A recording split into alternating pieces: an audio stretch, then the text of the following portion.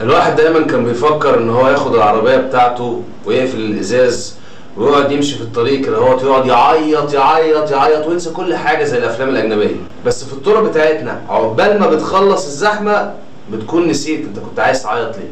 مستر هارون على المجنون نزل على الكوكب المشهور، يشوفوا بدون تشفير مثلوه، تقول له يقول لك مردود، تنين ومات نزل يترنح رمي فخره وتشوفه اتنح كوميدي ساخر جاب من الاخر خلى الغل بقوله بيسهل. واحد صديقي بيقول لي ان هو نزل يشتري فول وطعميه، هو ساكن في 6 اكتوبر، فنزل يشتري فول وطعميه من المحل السوري اللي موجود عندهم تحت. فقال للراجل طبعا، قال له والنبي ظبطه لي بقى، حط لي عليه بقى زيت وليمون وبتاع، عشان خاطر انا مفيش حد عندي في البيت اصلا خالص، وامي مسافره وما بعرفش اعمل الحاجات دي. قال له طب ممكن تستناني دقيقتين. دقيقتين دول كان بيخلص زبونين، اول ما خلصهم راح رايح صاحبي عشان خاطر يخلص الطبق الفول بتاعه.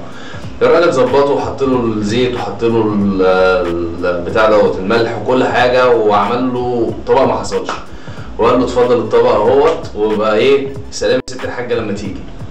وقال احنا بقى مستغربين السوريين بينجحوا ليه في مصر.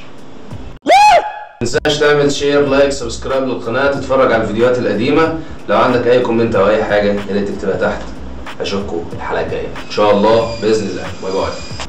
فطبعا الراجل بقى قال للراجل والنبي بس ظبطهولي بقى، حط لي عليه زيت وسكر وزيت وسكر.